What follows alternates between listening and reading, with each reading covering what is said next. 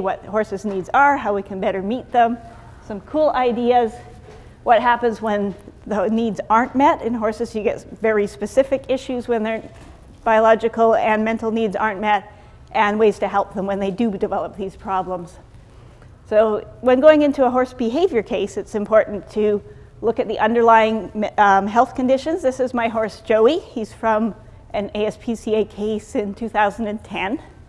And you can see that his living conditions were not great where he came from. He's very underweight. We also look at the possible function of the aberrant behavior. So the problem behaviors probably served a function in the wild, or they're filling a need that's not met. So we're going to look at improving the needs. And this is kind of the root of all horse behavior consulting, looking at the 3 F's. This is from Lauren Fraser's Horses Manifesto, which is on the IAABC website. Everybody read that? Are you familiar with Lauren? Actually, I should find out who's in the room first. How many of you are primarily dog people? Cool. Any cat people? You can raise your hand more than once. And how many are primarily horse? Cool. So we're a little under about a third of us are primarily horse people. So yeah, we'll tailor this to people who may not know quite so much about horses. And you horse people, if you have ideas that we don't mention, come up to us after and we'd love to add to this. So the 3 F's, if you go to the IAABC website and look up Lauren Fraser, the Horses Manifesto, the 3 F's are in 3, and that's kind of how we structure the talk. So we're going to talk about freedom, forage, and friends. And these are the 3 things that horses really need in order to be happy. So we will start with freedom. So horses in the wild will travel a lot of miles a day. This is my Tennessee walking horse, Bendigo. Look at the muscle on that horse. Look at how they're built. They are athletes. They are meant to move a lot. The other thing that movement allows is it allows them to get personal space. So a horse in the wild has a lot of room to get away from horses they don't get along with. Not so much in my little 3-acre farm. They can also choose where they go. They choose when they are grazing. They choose when they need to drink. By season, they will be foraging in different ways. They might be digging under snow. They might be browsing off the top of bushes. And the other thing that can help them in terms of freedom is they can stay healthier. If they have room to move around, their hoofs will be healthier. I have pea gravel for my horses to stand on in the primary place where they stand, so they get that nice massage. They get some rocks sort of grinding away at their feet. But they also have, this is Joey on a 29-acre farm where I used to board him before I got my little 3-acre farm. And I live in the mountains of North Carolina, so we have a lot of varied terrain. So when he was out on that field, he kept himself in great shape, just eating and going up and down, and the water was at the bottom of the hill and the food was everywhere. And I was at the top of the hill when it was time for me to hang out with him. So it's a little more natural when he's in a bigger field. Sue McDonald put some pedometers on her semi-feral herd of ponies that she had in a large property. How many acres was that? I think about 100 acres. About 100 acres. And unbelievably, these little ponies traveled up to 100 miles a day just eating and running around. So if you think about how far, if your horse lives in a 10-foot by 10-foot box stall and gets turned out in the indoor arena and you ride him for an hour, you're not going to get anywhere near 100 miles. So we looked up a few studies on problem behaviors in horses and how they're associated with husbandry, and really husbandry is the root of so many behavior problems in equines. So this is a pretty cool study. It goes into a lot of, it's a bit of a review of other studies as well. And some of the things they found is that behavioral disorders increased if there was no visual contact with other horses, if they had bedding other than straw. Horses that have straw to sort of flip through and look for little bits of edible stuff, they seem to develop less stereotypic behavior. If they don't have turnout, if they're fed smaller amounts of hay and larger amounts of concentrates, that's found throughout a lot of different studies. And the other thing that they needed was visual and tactile contact with other horses. One cool thing they found in this study is that when they when they were given turnout, they didn't have, when the stall design was modified to increase interactions, the horses that were weavers, we'll talk about what weaving is, stopped doing it. It's a stereotypic behavior that's common in horses that have poor welfare. Other things that can happen when horses don't get their freedom is they can have aggression issues, they can resource guard things. This happens in the wild too. Obviously, mares are a big resource to stallions. The water hole might be a big resource during the dry season. But when you compact these horses into a smaller area, you are going to get even more of it, and the resource guarding could be more severe. And I know certainly when I was introducing my two boys, resources were a huge deal, and managing them in captivity is a lot harder than having hundreds of acres and here you go find your own food.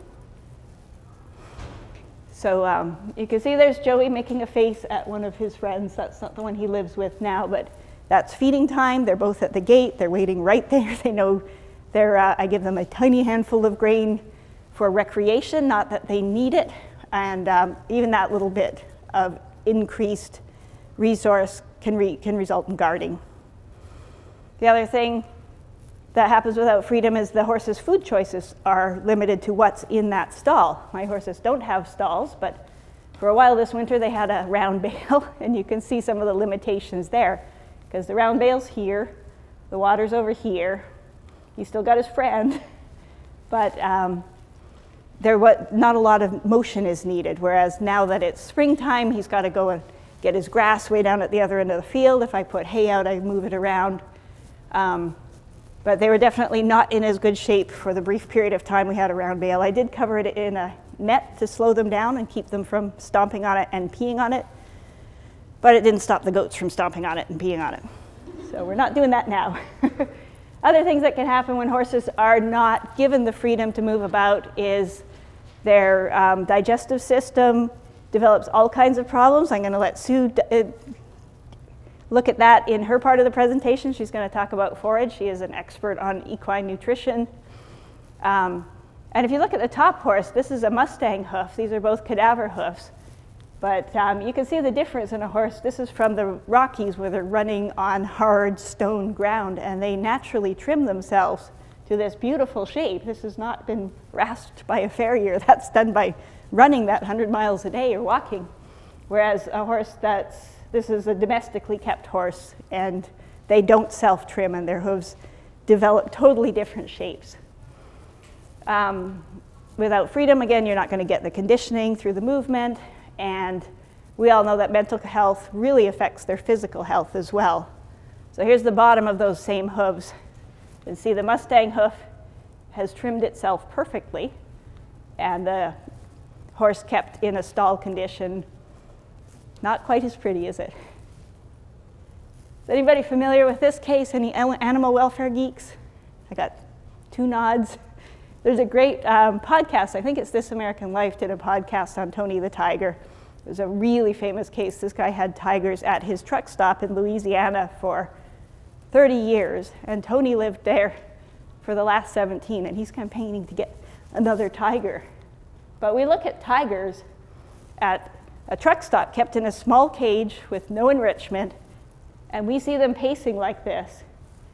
And even if people aren't terribly into animal behavior, you will see this poor animal in the cement cage with nothing to do all day. He gets his meat thrown to him once or twice a day, and then he does this, and we think, poor animal. This is an animal that evolved to move and to chase and to catch prey, and here he is. He has to move, that's what his body tells him to do, but he's only got 3 steps here, turn around, 3 steps there, and your heart just breaks, doesn't it? When a horse does the same thing, conventional horse people call them vices.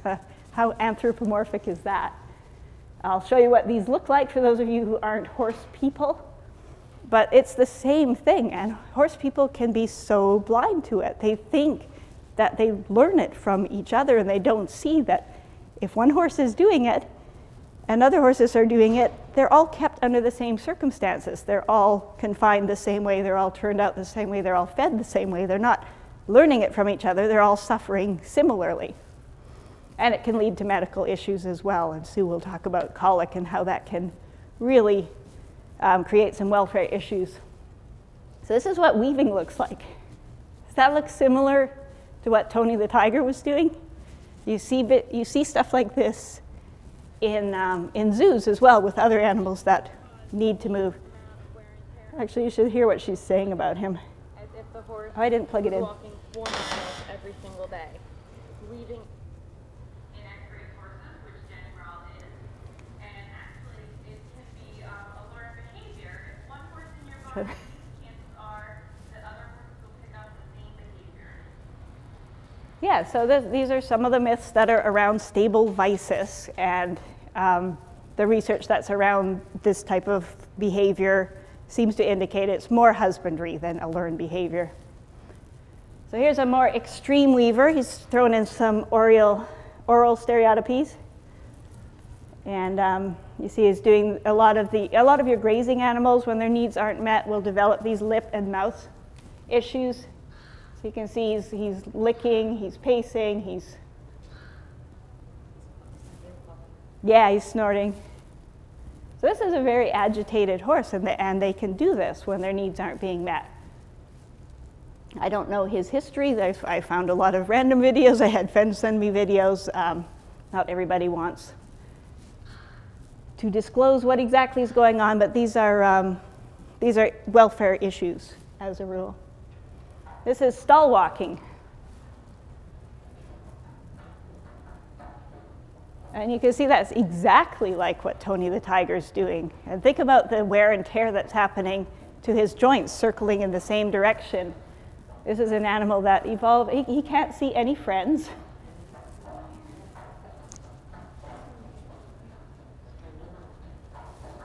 Yeah, this is an animal who is suffering.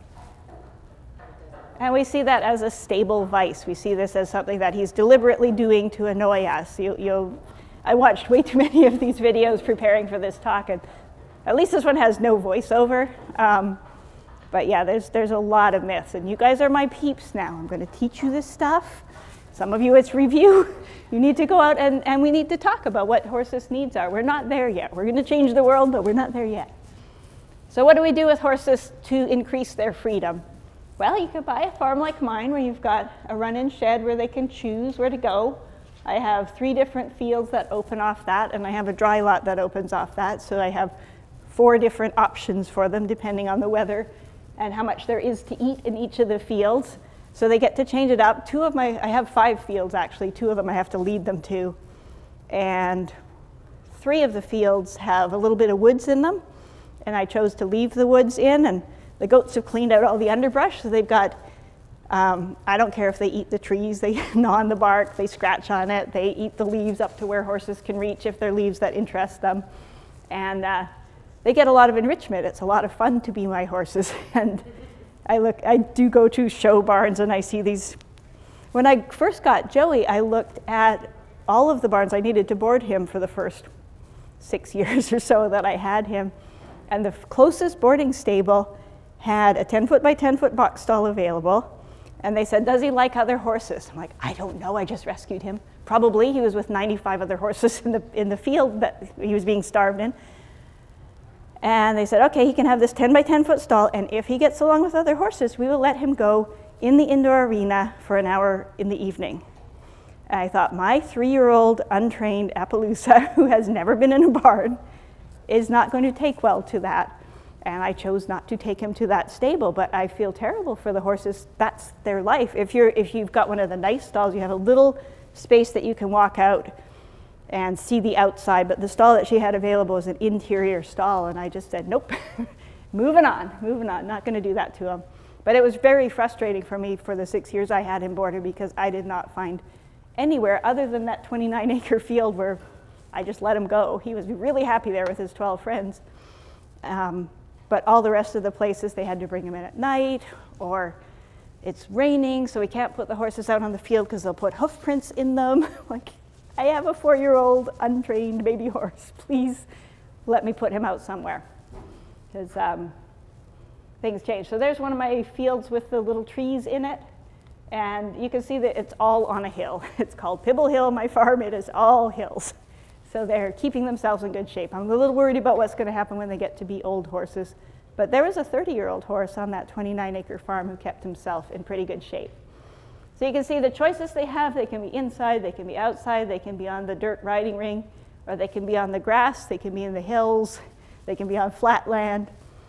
So I really think a lot of animal welfare is about choice. I feel this way about shelter animals, about dogs, about cats, and horses. So thinking about choice. The other thing I've been thinking about a lot is sunlight. So picture how much sunlight he would have gotten in that box stall with turnout in the arena. And somebody needs to go out there and do the link between melatonin and serotonin someday with all of these species, because apartment cats, shelter dogs, stabled horses, they all have welfare concerns.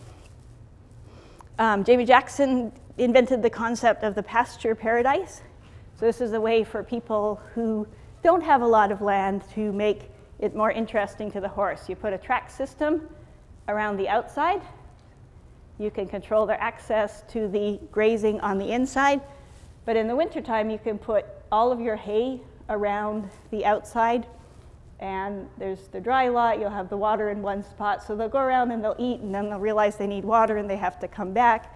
The horses will also follow or drive one another around the track. So this is a really great way to increase the amount of exercise and make their lives more interesting. You can put little logs across it. You can change the terrain. So this is Janelle Rentschler's horses in their track system around the outside. And here they are working it. So I don't know that there's a lot of research on pasture paradise. So there's another master's thesis waiting to be written, is put pedometers on these guys before and after you put in a track system. There's Calvin. And they've got trees as well. I think leaving some trees in the pasture is a good idea, not just one, but enough to have some fun with. But you can see there's a lot more movement. Like, think about if they just had that grass in the middle, there would be less of that, whereas on the track they can move each other around and they can choose to move.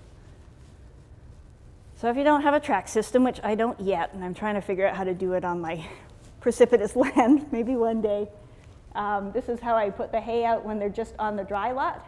So I put a hay there, a piece of hay there, and all the way around. So at least they're not like that first video picture where Joey's just standing by the hay. They're not taking 2 steps from the hay to the water, and that's all they're doing. They've got to walk around the whole dry lot. And it also prevents resource guarding, because Ben is kind of the bully horse, but he can't possess all of these flakes of hay that are all over the place. So I'm going to hand all of the mics over to Sue. I will do a small dance for you while we are creating places. And Sue's going to talk about friends and forage. So we're going to talk about friends. And when we think about horses and how they are naturally, it's a structured familial herd. In the wild, there'll be a stallion, a handful of mares, their offspring. They live and move together. They're prey animals. Their first instinct is to run, not to fight anything that threatens them. And they find safety in numbers, like most herd animals do. So why do these friendships matter? As I mentioned, safety. Horses look out for each other. So if there's a group of horses and one raises his head because he sees something on the horizon, the other ones will look to that one. And if he doesn't react to anything, then they'll go back to grazing. But if he stays alerted and turns and runs, then everybody will run with him. So it's an alarm system as well. Companionship, mutual grooming is something that horses do a lot of. I don't know if you've seen horses where they are both side by side and one horse is chewing on one horse's shoulder and the other one is chewing on the other horse. That's called mutual grooming. And while their mouths are engaged in mutual grooming, their tails can be engaged in fly control.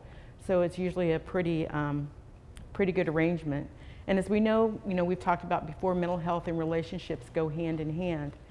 And what happens if there aren't friends? Joey loves everybody, can you tell from this picture? Stereotypies are a result, which can become as severe as to be self-mutilation in some horses. Learned helplessness. We've mentioned this, and this is a practice that was in the thoroughbred racing industry, I'm not sure that it still is, but one of the practices that they used at one time in weaning was to take a young colt from his mother and put him in a stall by himself with another horse. A day or two later, move them to another stall with a new horse. Every time they moved, there was a separation until eventually the colt learns everybody goes away. It doesn't do any use. It doesn't do any good to call. And they get over that. And of course, the concept of that initially was that they want these horses to be able to move from track to track to track and not have problems. So we come to weaning practices, which another topic for research. Weaning practices as a function of how stereotypies and behavioral issues develop. Enrichment can expand beyond conspecific horses to other species as well. As you can see, goats get along with horses and just as well as other horses do in many cases. Trish reminded me that in the horse industry too, the phrase "get your goat" was because, yes, thank you, I'll need that, was because oftentimes you can't house two horses together on a track circuit, so they would give them a goat companion. And if you were racing the next day and you wanted the other horse, the favorite, to have problems, you'd take their goat. So "get your goat" was a phrase that came out of that, because if they took the companion goat away the night before, the horse would be too upset, as we've seen in the stall walking, and those things to race well. Self-mutilation, this is a picture of it, and we're gonna also see a video. This deals with how stallions are kept, how they're socialized. In the video, we'll see the comment from the person who filmed it was that she has found that this happens more often in the spring. And when we think about mares going into estrus and the scents and the pheromones that are wafting on the air, if a stallion is in a small stable, in a small stall and unable to move and find that mare, the result can be something like this. I'm going to let Trish. We have a picture here. We have a video.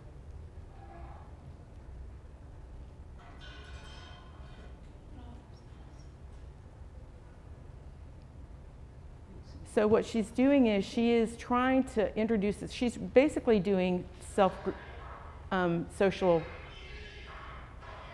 grooming. And this stallion is so upset he can't feel that. So she's using very well-structured protective contact. And if you noticed, he was actually biting his chest.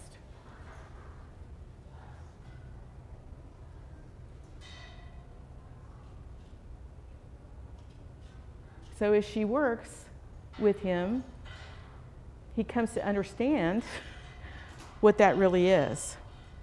So he's working here to do some itching himself. He's finally relaxed enough that he can actually groom himself as well. As opposed to the way that Sharon Madare keeps her stallions in Florida. She has an Iberian horse farm in Ocala. Do you know who Sharon is? And these are her stud colts. These colts are 1 to 2 years old. She does have a stable with stalls, but she also has paddocks that they're turned out in. And this is one of the enrichment training activities she does. She wants these colts to be able to explore. So they weren't really sure about the paddock pond. So she's helping them learn that it's really a lot of fun. And she'll back into that water as high as her boots will let her go without flooding her feet. It's really, really nice work to watch. So what can happen without friends? You know, we've talked about this anxiety, pacing, calling, and stabling issues that people call vices that are really behavioral needs. This is a picture of Joey, Trish's Joey, when he first came in to her place. She had to put him in quarantine because he came from a farm that had strangles on it, with strangles involved in there, so she had to quarantine him for 30 days. That has to be alone.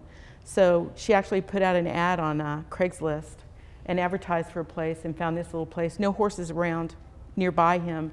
So he would spend his day pacing and calling. There were neighbor horses down the road. He would pace and call, and when her car pulled up, he'd canter over because he had somebody to visit him. I mean, it's a very lonely life for a horse. Other issues that revolve around these social needs, and these are labels that the horse community gives herd bound, buddy sour, barn sour, but basically what they boil down to is separation anxiety. And here's a picture of this brave girl riding bareback. With no helmet. With no helmet, but she does have a leverage bit. And this one, see how he behaves? He just doesn't really want to go. Don't really want to go. Friends are back at the phone. And she does a really nice job working with him through it. And as I say, this is a relatively mild example. So now we move on to forage. Forage with wild horses. They consume a high volume of relatively low quality forage. They don't get alfalfa. They don't get high percentage protein grass hay. They get grasses that are warm weather grasses that are sparse, that are interspersed, that they have to travel between to find enough to eat, as compared to stall horses where they eat high concentrate feeds and relatively small amounts of forage in concentrated meals, maybe 2 or 3 times a day. Yes? We have time. Maybe tell the dog people the difference between forage and grain. When we talk about forage, we talk about anything that is grass, alfalfa, clover, trefoil. I think some people feed anything that's grass-driven, grass-grown, versus concentrates that you buy in a bag. So when you go to the feed store and you look at horse feeds, if you go to one of my 2 favorite farm supply stores, you'll see bags that are for senior feed, senior horses, that are for growing horses, that are for mares. They're concentrates, they're higher protein. A lot of them have molasses in them, which is high starch. And so for horses that are especially insulin resistant, we call that IR, where it's basically pre-diabetic. Those are big issues, and you have to be aware of how to feed those horses and what the maximum the starch levels can be and how to manage them. So that's a sidetrack to what we're talking about today. But high concentrates, that's what that means, and that's what forages are. So horses are trickle feeders. They spend many hours a day grazing in the wild. Their digestive system is a series, and all the fermentation happens in the hindgut. So their system is designed to be slow fed all day long in small itty bitty meals so that their tract works correctly. That's why in the wild horses, the wide variety of low quality food is so important. So this is a study, well, it's actually from the US government, where they studied 3 different groups of wild horses. The LBC, the MCP, the PRY, which is a prior, are different bands of wild horses. The bottom section is how much time they spend in feeding. Right here, this is feeding time. This is resting time with the dots in it. And the next one up is the time that they spend moving. So an inordinate amount of time spent eating. I mean, what would you say? Average of probably 60% a day across these herds, 55 to 60% easily. A day spent just in grazing and eating. As opposed to this study, which compared the differences in single paired and group housing. There were 4 different housing situations. One was single without contact, so the stall that we saw with the horse that was stall walking in the circle with the solid walls, that was one condition. A second single condition was where the horse had bars and could see and smell and touch noses with the horse next to it. The paired setting was where there were 2 horses in a paddock with full contact, so they could mutually groom, they could interact. And the 4th one was a group housing where there was a group of horses, multiple horses in a paddock.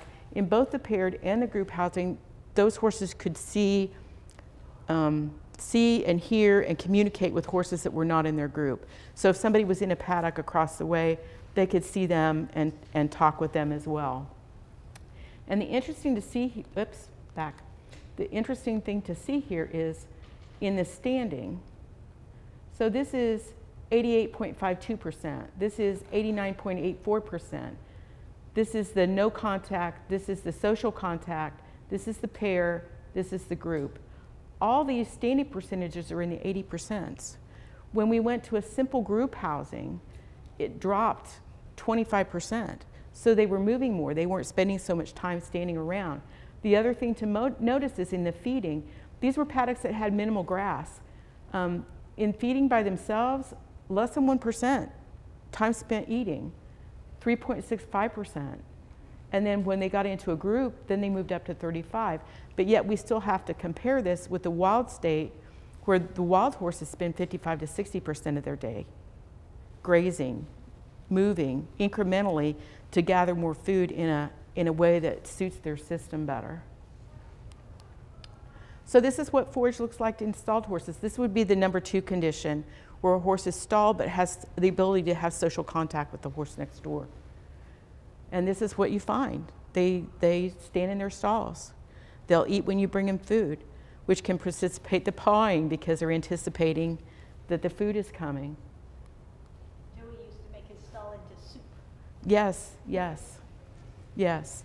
So this is a study where they looked at foraging enrichment. Oops, wrong button. There we go. In this purple, this is a single forage treatment. So they fed one type of hay, one type of grass, versus the one in the maroon is a multiple forage treatment. So there were 3 different forages that were, they call them short chop. This is I think this is a UK study. Short chop forage in addition with 3 long chop forages in a mix. And we can see even in that, even in a stalled situation, there's a jump up in the time that is spent. How much time that they spent actually foraging. So the difference is when we talk about this, we can talk about even in a stalled situation with multiple forages, horses have prehensile mouths. I don't know, they can pick up, I mean, they're just like, I don't know what a good analogy is. They nibble. It's like when you hand them a treat and they nibble your hand gently and just pick up the individual pieces. So they spend more time rifling through the assortment of forages to find the ones that they like best first. So they get to preferentially assess the mix of forages and then make their own choices from that. So what happens without proper forage? We end up with oral stereotypies like cribbing and wind sucking, tug and lip stereotypies. We saw a little bit of that in the video. Trish and I have a mutual friend, and she won't mind me talking about it, who lived in a situation that caused him to develop tongue sucking. So what tongue sucking is there's this, no, not the friend, the horse. It was Thackeray. There's a space between the front teeth and the back teeth, and he would stick his tongue through that space and chew on it. That's tongue sucking. So most of it has gone away, but if he feels at least a little bit stressed, then it'll come back. So that's always a good indicator for her that she's over threshold or approaching threshold when his tongue comes out. Or there may be lip stereotypies too. And the other things that develop are the medical issues, you know, ulcers and colic. This is what wind sucking looks like on the left, and the cribbing is on the right. So in the wind sucking, he'll grab the wood and suck and arch his neck. Oops, wrong button. And arch his neck. So we've got kind of unusual muscular development, especially on the underlying. I mean, this might be crest, but especially on the underlying, you can see how much force he's putting into that sucking motion. And the cribbers just chew on it, and if your barn's gone, then they're wood chewers, not cribbers. So there is a degree of development there. And this is, I'm going to let Trish manage that. So this is a picture, this is a video, and this is a windsucker. I love the word. She's not a horse person. She's like, come suck the post, come bite the post. I was going to say she's asking. Yeah, come do it so I can take. They're just random people. Oh my God. That's not a happy horse. With a disgust in his face. Yeah, look at his face. He's like, go away. Go away. I'm so uncomfortable. And so these are ways that people manage cribbing. So on the left is an electric collar. And what happens is if they move to crib, it shocks. You don't even have to be there. So it just automatically shocks them. as a punishment. And then the one on the right is, has this metal piece as a quote unquote preventative. And oftentimes you'll see horses that wear these with rub marks on the side from the metal. So all these things can lead to colic. And these, look at these pictures kind of carefully, because these are symptoms of colic. They look at their sides, or they bite at their sides. They may stretch out. They kick at their bellies repeatedly, not just once, it's repeat. And there's no flies. So the kicking at the belly, the excessive rolling. My mare Becca colicked once, and that was how I knew, was she was out in the pasture, and I was watching her, and she would lay down and roll, and that's fine, and she'd get up, and then she'd lay down and roll again, and then she would get up, and then she would lay down and roll again, and that is not normal behavior. They may paw, they may lip curl, and not from a fleeman, not from the scent, but from the pain, a pain reaction. And if a horse doesn't eat, that's a really good indicator that something's going on that isn't quite right. And they may lie down. That's how I knew when Joey colicked. Yeah, another friend of mine, her horse just laid down and she couldn't get him up. He would not get up. So, and that was, I think that was a gas colic. So, and that's another thing that we can talk about colics. I mean, just simply, things that can happen is there can be a buildup of gas in their colon. There might be an impaction, not enough fluids. They aren't drinking enough, especially in seasonal changes from winter to spring, from fall to winter, where they may not drink enough. There can be buildups of material, enderliths in there. There can be torsions or twists that happen. A lot of times we don't really know for sure what happened that causes colic. Those are mysteries, but sometimes, most times, predominantly, it's a relationship with feeding and management. And they're expensive. They are expensive. Colic surgery can run $20,000 pretty easily, I think, and if there's complications especially, and they don't always make it through the colic surgery, and they don't always make it through the recovery. A lot of horses, colics are the primary cause of death for horses. It's really very serious stuff. And they're telling us that things aren't right, but we don't always listen to them. So ulcers can contribute to this. So the first thing that might happen might be ulcers. Infrequent hay, high grain feed. What really happens is they develop gastritis first, just like humans do. They'll develop a chronic gastritis first, and then that will go into stomach ulcers. And this is what stomach ulcers look like. Horses are very tender. You can't saddle, you can't girth them because it's so painful they can't take it. Also expensive to treat. It is expensive to treat. So we've looked at, when we see behavior issues, we need to look at are there underlying medical factors? Is there gastritis? Are there ulcers? Then we look at the way they're being kept. Are there the 3 F's? Do they have a modicum of, do they have freedom? Do they have forage? Do they have friends? How are they being kept? Because the unmet needs can cause the medical issues, and sometimes if we meet the needs and treat the medical issues that have resulted, we can solve these problems more easily. So one option for the forage is to use a slow feeder net. And this is what it looks like, and you can hang them or you can tie them up and let them roll them around on the ground. And this is another one. Often how we start would be with the bag, which Trish tells me when she bought it, it was 1.5 inches. I believe her, but they do stretch. So there's 2 ways to approach it. You can buy a bigger hold net and then move to a smaller hold net, a 2 inch, a 1.5 inch. So it takes them, the function of that is to take them longer to eat it. That's the pure function of it.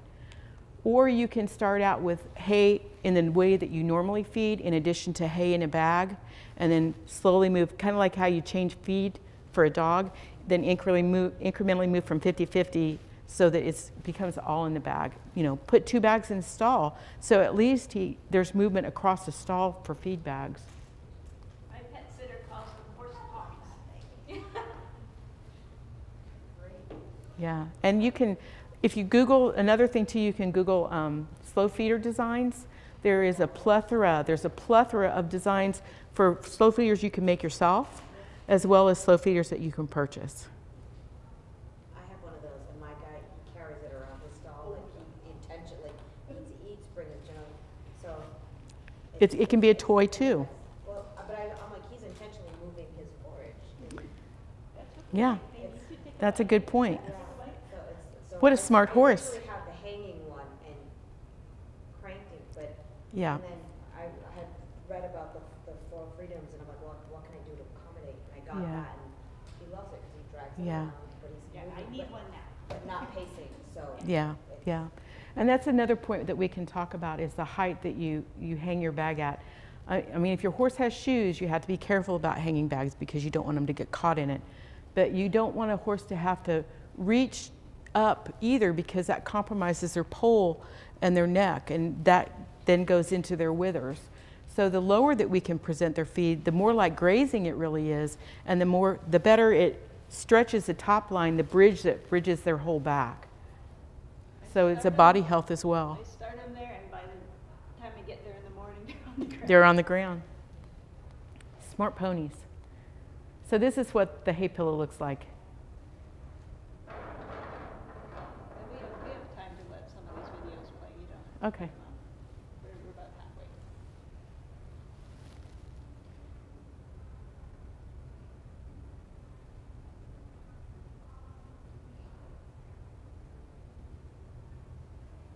Can't believe I don't have one of these. I have three. He's I got know. the different sizes.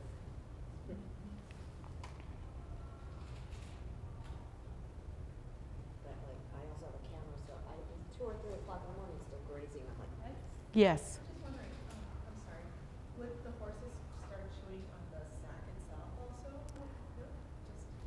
They're not as bad as dogs. no, no, they just want the food. Yeah, the question was, do they start chewing on the bag? No, they don't. You do have to be careful about the material that you use in your slow feeder, because sometimes you can run into teeth issues if it's too abrasive. So you do have to be aware of that possibility. When I got the small one, I think it was like half or 3/4 size, he had, just because they were so, it was new to him, he would get swollen gums, so we bumped it up to a 2 and he was fine. So, Yeah. and then every now and then I toss him the other, but he's figured out how to manage the large size. I think this looped. It's running, yeah. One of the things that video points out is the saliva buffer. And for the horses, that's really important. That's one of the reasons, that's one of the ways that slow forage all day long prevents these things from happening. It's always increased salivation, so it acts as a buffer for the acids in their stomach. It gives it makes everything move more smoothly. It's just one of the pieces that fit into the function of their digestive system. Especially with thoroughbreds, right? You have common cluster problems. Yes. Yes. I Well, feel like the border collies of the horse world. yeah. Differently. So we may not be able to let our horses range across the mountaintops, but we certainly have the ability to forage their forage if they're in a pasture situation. Trish has lovely pasture. Mine is still pretty brown right now. And she has, I'll let you speak to this as well. She has a variety of plants. I'm going to read from the list here. The grass was original. The plantain was probably original, wasn't it? But you planted fennel. The fennel was original. Clover. She planted the clover. Wild grape was original, I'm assuming. Honeysuckle, I know, was original. And then with the trees that are on the periphery, that also enriches the forage. Trefoil and winter peas and daikon radishes. In addition to those, now in Indiana we call it trefoil, but trefoil, I'll let that pass. All those different things that just a difference. In addition to that, you could plant mints, you know, spearmint, peppermint. They grow like wildfire, and as long as you let them get established, that might be an option. Another thing that you can do in the hay bags, and we'll talk about that I think in an upcoming slide. variety of forage. If your tree falls down, let them eat it. Let them eat it. So the pasture paradise that we saw, that was Janelle's horses running, and they have mulberry saplings that they just love to eat, and which is good for her because she was going to take them out anyway. And I have another hoof client who his pasture has ash saplings in it, and his horses love that. Mine like the goats and the horses eat the pines when they fall, or they pull them down. And if there's anything the horses won't eat, the goats will take care of it. It's a great combination. So are there any poisonous plants you have to? Yes. Yes. You have to also be knowledgeable about that piece. What was the question? The plants that aren't. The plants that aren't? Yes, you should, before you add, you should always research and make sure that they're horse safe. And I'm pretty sure that you can find resources that would list I appropriate. ASPCA poison control, so I have vet friends I can send a picture. Yeah. So this is our friend, it's actually Jane Jackson at Bookend Farms. And so when you're done with your Christmas tree, throw it over the fence and let them strip off the needles and play with it. It's not just a foraging exercise, but it's a good enrichment exercise just for, cut a tree branch off and throw it in. And this is Calvin again. No, these are mulberry leaves. Yeah, fresh from the tree. Fresh from the tree. That's a happy horse. Compare him to that wind-sucking horse. And Calvin was actually rescued as well. He came from a rescue, Indiana Horse Rescue. Can't believe someone gave up that horse. He's gaited. I don't know why anybody would want to trot, so he's my type of horse. And another idea is to infuse hay that you have in your hay bag. So if you brew, and this is from Justine Harrison in the UK. We didn't credit her, but the idea is hers. To brew teas, fruit tea, mint teas, and then pour them over the hay bag. So then we have an olfactory enrichment, and we also have a different flavor of the forage. Now, if you have insulin-resistant horses, this is what she uses it most for, is if she has insulin-resistant horses, many times you have to soak the hay because you need to reduce the starches. She'll soak it in flavored teas to add variety to those horses. So do you let it dry before you give it to them, or do you just? I think if you brew a cup of tea, I think you could pour it over it. If you soak it, my mare's insulin resistant, but I've been really fortunate that I can find hay that's under 10% starch. I've dropped an essential oil, like cotton ball underneath, and let the air infuse the peppermint onto it. Oh, And then I take away the cotton new ball. one. that's a new one. Better repeat that for the. Yes, so I'm going to repeat this. We always have the other horses, like, they're staring at his. I'm like, sorry Yes. guys, you're not my So- horse, I'm not giving it to you. So what you do is you use a cotton ball of essential oil. What types of oil do you use? I use, peppermint is my Peppermint's your go-to. favorite? I do zoo pharmacognosy with him, so I let him normally pick, but I know on days when I'm just like, I know peppermint's your favorite, so let's just, here's the cotton ball. While he's out of pasture, I'll let it sit there all day Underneath the hay bag. underneath it, and then I take the cotton ball away and. So I'm going to repeat this so our viewers get it. So you use a cotton ball and you soak it in essential oil. No, just 2 or 3 drops. 2 or 3 drops of essential oil on the ball. In the corner Put of the bag. hay bag that you're going to give to him on top of the Yep. cotton ball. Let it waft and infuse during the day, and then feed him the hay bag and throw the cotton ball away. Yep. And peppermint's your go-to. What other flavors have you? Go-to. He loves, there's one called citrus. Citrus? Yeah, blend. I use Young Living essential oils because they don't add too many chemicals to there. But he loves peppermint, citrus, and spearmint. One of the minty ones. He also loves a blend called Thieves. Oh, these is really good. And he So we loves have frankincense. peppermint, citrus, spearmint, thieves, and frankincense are the ones that you've worked with. Yes. I mean, you won't be able to tell because it's a smell thing, but yeah, I can definitely show. But Yeah, Like, but it's really that's great. just 2 drops. I put it in the bag with the hay in there, and I let it sit while we work outside, and before I leave it. Pull the out cotton it. ball. But that's my one resource thing. He's learned to. He's like, I smell that. I want that one. Normally when I'm there with the food, he doesn't care, but he's like, that's the special stuff today. His ears really Funny, perk up with because that we one. have the other horses looking in on his stall like. Yeah. That is a funny thing because, you know, if they know that it's going on and they're not getting it, it's like, what? I do We're, feel, it- yeah, I feel bad. I try to do it too often, but it was kind of like, sorry guys. But the peppermint has medicinal purposes. Yes. As well, well, so it's for the gut. Oh, we can yes. send this webinar to the rest of the barn. Yes, we need to send it to the rest. And the ultimate enrichment in foraging for Trish is hand grazing. It works for Joey too. But it's a great, it lets your horse be in places that they aren't normally. They're away from their buddies. It's an opportunity for you to bond with your horse and you and your horse to develop a relationship. Sometimes you let them lead, sometimes you lead. If you do clicker training, this is a great way to lead into the grass game, which is something we can talk about later. It's a whole different topic. Just a really nice way to bond with your horse. And in time will change the world. And I'm gonna make this statement here because I'm gonna turn it over to Trish, and I really wanted to make this statement. I've been taking some applied behavior analysis courses, and in the last course I took, the final lecture was about what we really do.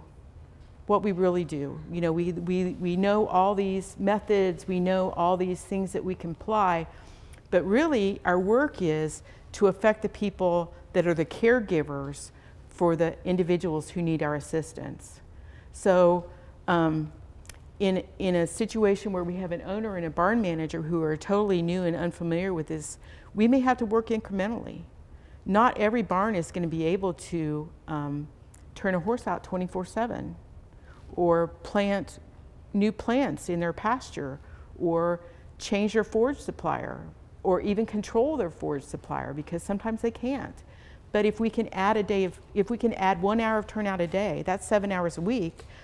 To a horse, that's a lot of time. If we can make incremental changes, we can move toward a better situation for the horse.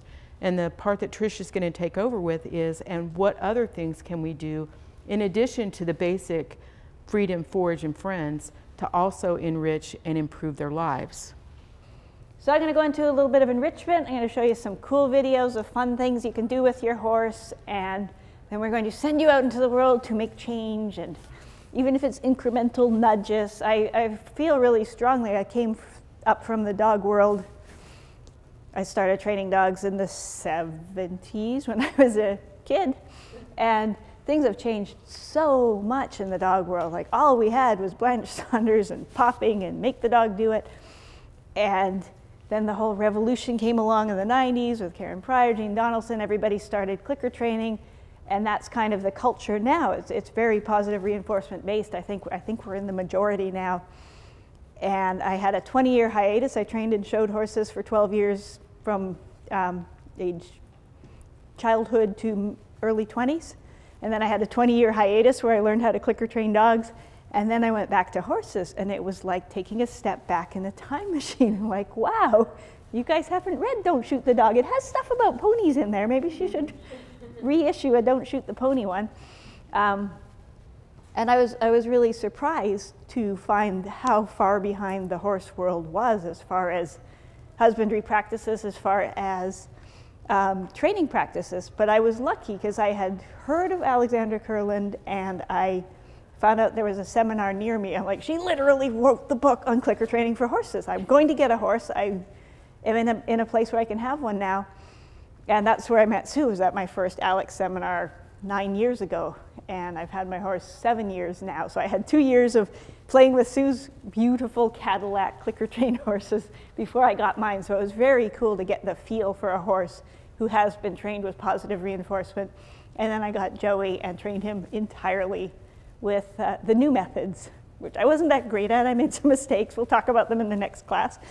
But the relationship I have with him is so different than the relationships I had with my show horses. I always had a secret carrot in my back pocket. There you go.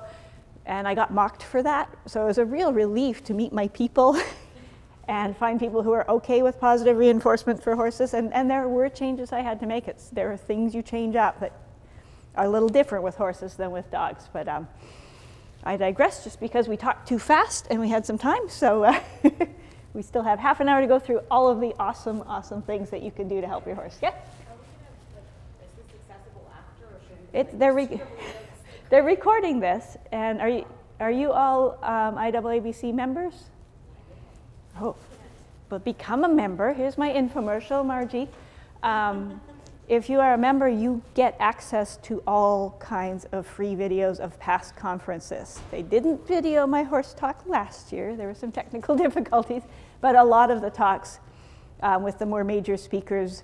So if you're home with the flu, you can just go through all kinds of amazing, amazing topics. There's more resources on that site than any of us has time to watch in our entire life. So yeah, you can refer them to this, but they have to become members.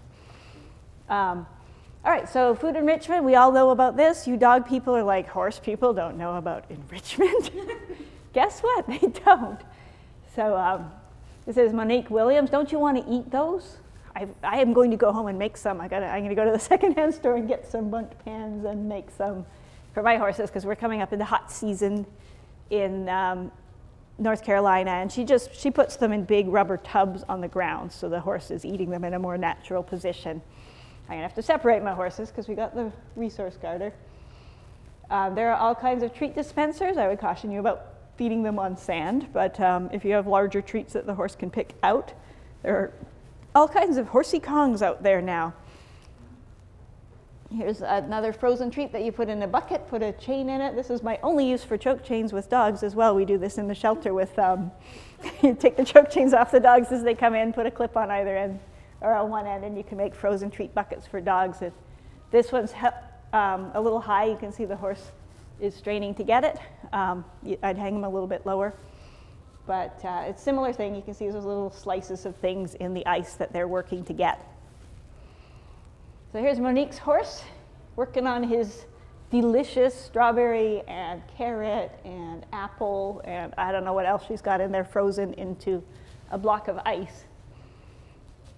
Now compare this horse to that Appaloosa in his barren field with his mud and his one fence post that he's wind-sucking on. Like this is the opposite. This is the cure for horses who do things with their mouths, is give them things to do to take them. Even in the enriched place, they were getting 30-something% of their time eating. Get them closer to that 60% that the wild horses get.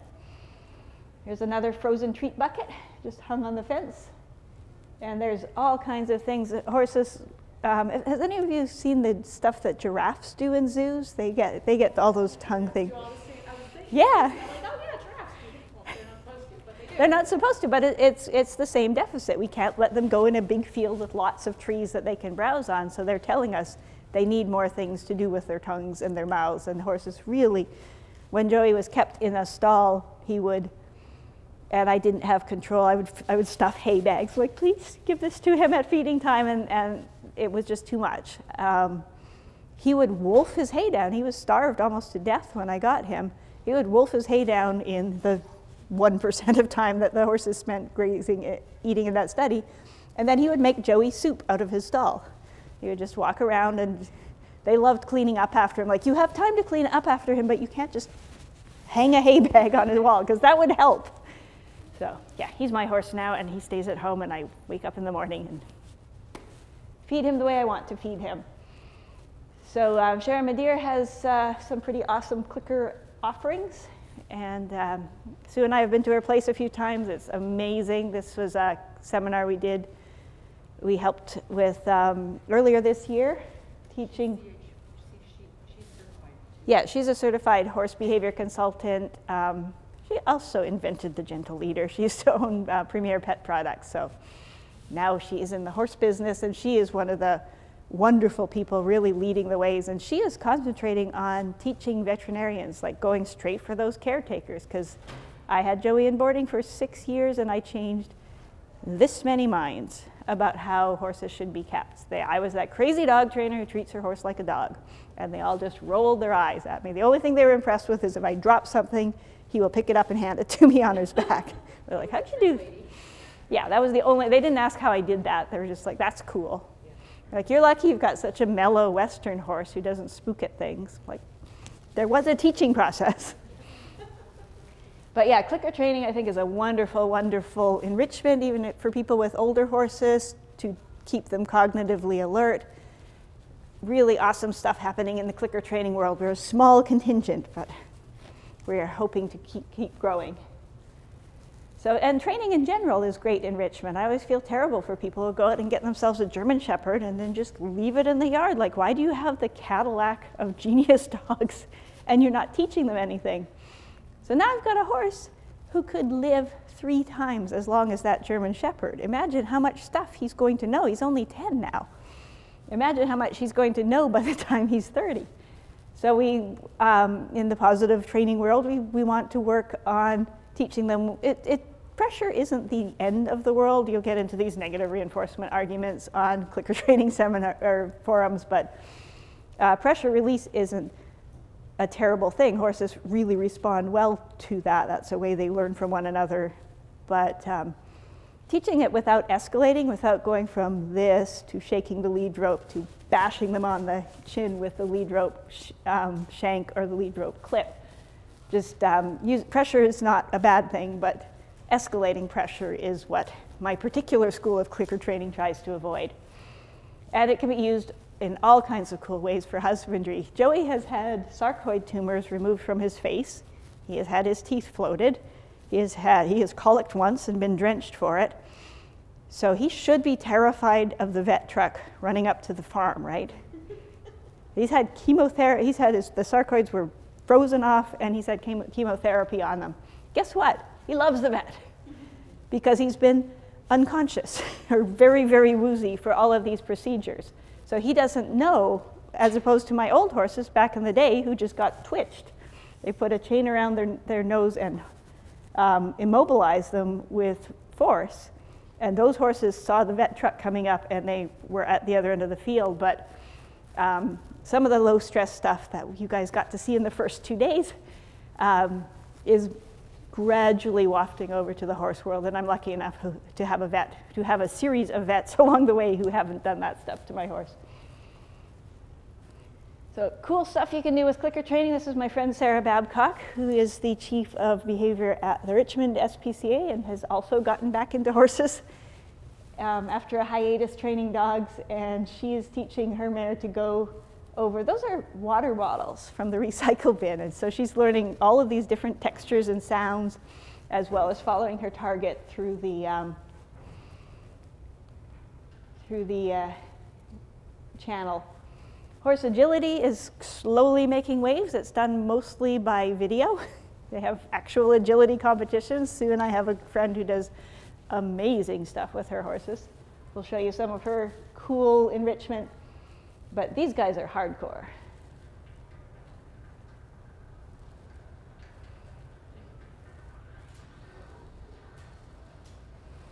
They get going even faster than this. But horses are every bit as smart as dogs, and they live longer. I think a lot of people in the old days assumed that they were stupid, but they are not. And the other cool thing with using positive reinforcement to train horses is they never get full.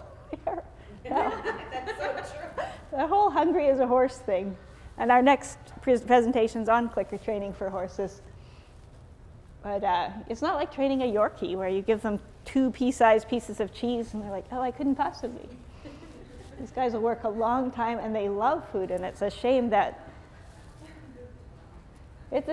so many people won't use food. You do have to be careful with them. There are some, I don't want to give away the whole next presentation, but. And that's one of the reasons you have to be a little careful with horses doing this stuff. You get a 60-pound Labrador overexcited about working with you, it's no big deal. That's what we want for agility, but you get a 1,200-pound animal overexcited. You need to have some security in place. A couple of ways to use varied terrain. I've told you about my precipitous property in North Carolina. This was a mattress that fell off the back of somebody's truck, and one of our clicker seminars, all of us got to put our horses up on the mattress and work on getting them to balance and get front feet on and back feet on and circle around, and lots of cool stuff you can do with an old mattress. Oh, and that's Zachary. That's the one, the tongue-sucking horse who, now that he's clicker trained, does a lot less of that. He was a hunter-jumper in the old days, but he's retired as a clicker horse. So this is called the itching post, and now I must have one. I must have several all the way down to the ground for the goats because they're always itchy, but we can add a lot of enrichment. I do have a brush on one post that the goats and horses are supposed to use, and they use it a little bit, but I think I'm going to get this commercially available product because it looks much, and you guys have all seen the videos of the cows with like the wheels that go around and they can scratch on it. So this is an actual It's, made for horses? yeah, it's called the itching post. Well, I know, the things I found getting ready for this presentation. I'm like, horses, you are in for a treat. So in the old days, here's some pretty mild desensitization work that done the older way without food. Horse trainers use a lot of flooding, a lot of just, you need to deal with this. You should hear this. I'm going to start off by throwing the string where there's just like this. And you'll notice where I'm standing at about a 45-degree angle near her shoulder. Because I don't want to be too far back where she can kick me, and I don't want to be too far forward in front of her. I'm just going to keep throwing the sticky string over her back. What are you doing? Fine. 10 minutes. Okay. So what I'm doing here is I'm putting Mercy in a stressful situation. She's producing something new that scares her. And her first instinct, being a horse, is to move. She wants to get away from it. I'm trying to reprogram her. I want her to learn that when something scary is happening, instead of running and reacting, I want her to stop and think. Good girl. So if she goes to move again, not a big deal. I'll just go with her. Keep doing this. Teach her the best way of getting rid of scary things is to stop. He didn't, he forgot to stop, yeah. But, you know, and that's pretty mild. You should see all the videos that came up beside that when you look for horse desensitization. And it's not the end of the world, but there are ways to desensitize using positive reinforcement that I think are faster. And, you know, I teach my horses to go up and touch things that are scary. I think is the video in the next presentation on touch? I think it is. So this is our friend Janet who does horse agility, and she's doing a discrimination task. So this is the blue mat, and that's the yellow mat. So she's saying either yellow or blue, and clicking him if he stands on the right one. So horses have pretty good color vision. I've got a few friends who have taught color discrimination. I am not good enough for that yet, but maybe horses live a long time. We might get to this.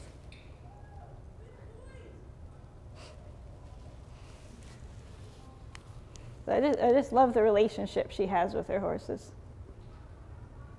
Yeah.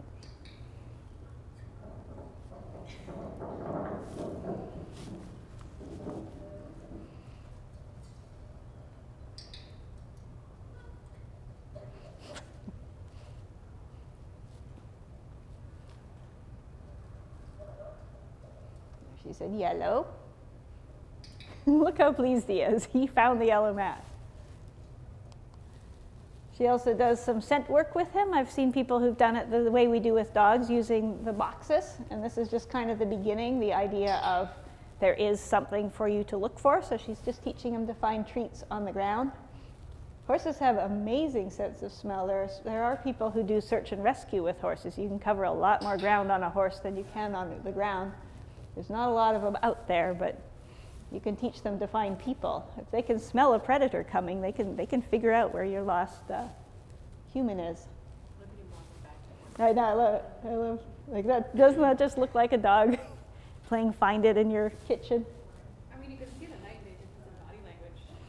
He's excited. He's working towards the behavior. Yeah. Now, is that the one that she raised from a baby? Yeah, she's had him his whole life, so this is the only type of training he's known. And we all know about sending dogs on fly-arounds of things.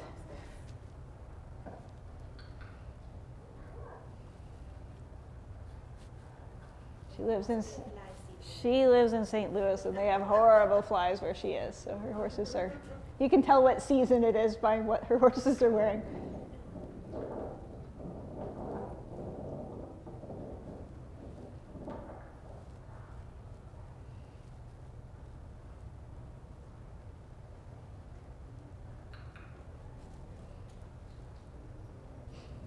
I just love how pleased with themselves those horses are.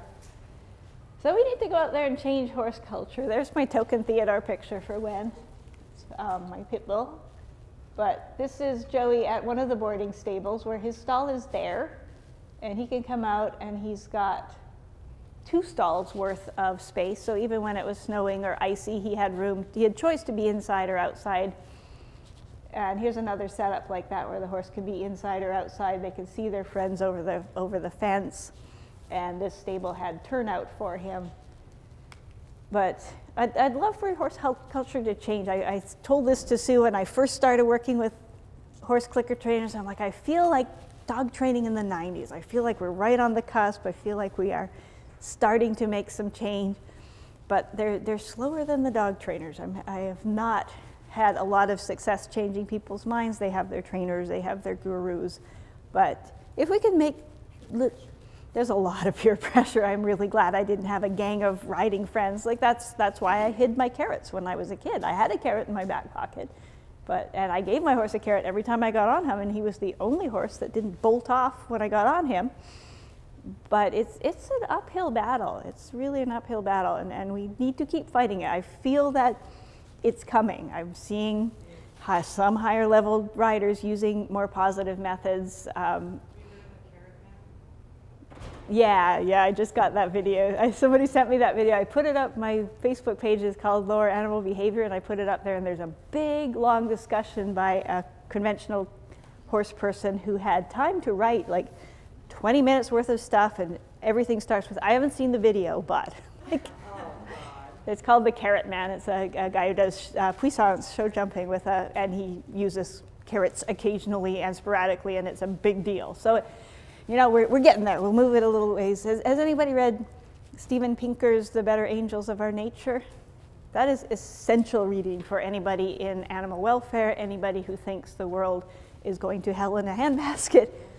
Steven Pinker, Pinker, K-E-R. It's called The Better Angels of Our Nature, and I bought it for the chapter on animal welfare. It's a 700-page book, and the chapter on animal welfare was like this.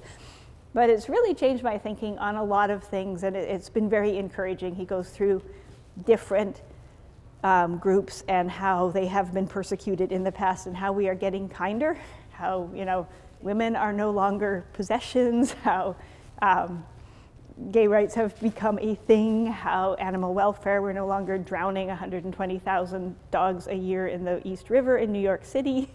Even though people still exclaim about the amount of euthanasia that happens in New York City, it's under 10% now, even at the municipal shelters. So when you look at the long view like that, I found it was very good for my perspective and helping prevent burnout. But he doesn't have a chapter on horses yet, but maybe we can write that. But the foundation is we are getting more humane as a species. My dog's from a dog fighting bust, and I do believe that the last fighting dog is going to be unchained at some point. The children of the dog fighters no longer want to do it at the rate that their parents did. So I think we're going to get there. But the key is going to be the caregiver buy-in. We've got to get to, I love what Sharon's doing with the vets. We need to get to the vets. We need to get to the barn managers. We need to get to the trainers. And if we could just move the needle a little bit in this generation and move it a little bit more, I do believe that people want to be kind to their animals. They want to be gentle to their animals. There are some particular issues with using food around horses. There are some safety issues that need to be in place, which is the subject of our next talk, which I hope you guys will hang around for. And this is us. If you'd like to stay in contact, if any of you are doing really cool things that you'd like to share with us for the next time this is presented. I am now no longer 45 minutes from Sue, but we are going to have her out this summer, July 7th and 8th, we're going to do a clicker training seminar. We're going to have some working spots and some auditing spots. So if any of you can make it to North Carolina, we would love to see you. And you guys can play with my horses and any of my friends' horses who come along, and we might try to train the goats. I hear goats can be trained. So that's us. Thank you very much. We got a little bit of time for questions. We got 7 minutes. 7 minutes for questions. Sue, come and stand by. Oh, stand by me so you can talk into this one. We'll hand this back and forth. Yeah, we'll start here and work our way across. I guess I'm going to ask this kind of for I'm sure many people in this audience who are kind of peripherally into horses but haven't been able to sort of break into the very, I think I'm not wrong in saying cookie culture that horse people have. So what are the tips to kind of making connections to people, you know, the horse world, especially horse people who work with positive training methods? Want to go, Sue? Well, there's a number of groups on Facebook. I mean, there's a number of discussion groups. I have one, Heartland Equine Clickers, that you're welcome to join. Ask questions. It's a friendly group. We don't allow, I don't allow negativity on the group. There's a lot of resources there. Janet is one that posts a lot of videos to that particular group and some other ones. Peggy Hogan has a group. Connection Training has a group. Who else has? Yeah, there are a lot of trainers out there, and there's more, and there's a community growing. The problem is we aren't together. You know, that's the problem. We're really spread out. We aren't together, so we really do have to do it virtually. That would be my first recommendation. If anybody comes to your area that does clinics, go to them. Even if you don't take a horse, and really, the first time, she's going to hold it for me, the first time you go to a clinic, I would recommend not taking a horse. That's what I did for 2 years. Don't take a horse and just absorb it and ask questions, because when you have a horse, and especially if it's yours and you have to do the stable management for the horse and you have to care for the horse while you're at clinic and you have to perform with that horse in front of other people, it adds a tremendous amount of pressure. So I would recommend going to clinics just without your horse, at least initially. Yeah, I audited for 2 years, and then I worked with Sue's horses in between clinics. So by the time Joey and I made our debut, we already knew stuff, so that was helpful. What was the other question? I've been a dog trainer for years, but I've also been in horses before I got into dogs. And I just bought a horse farm. Oh, So oh my God. I'm still doing dogs, but having my own horse farm. The things that I've been seeing today is what I've had in my head, kind of, but not to that level. How can I make that my marketing niche? Obviously, I'm starting small. To look at to attract people maybe who have experienced problems like this with their horses. Is this a boarding facility? Yeah. Meaning I'm starting small. Yeah. My 2 horses and then starting to expand, but I want to make it a little bit more about behavior. You need a Sue.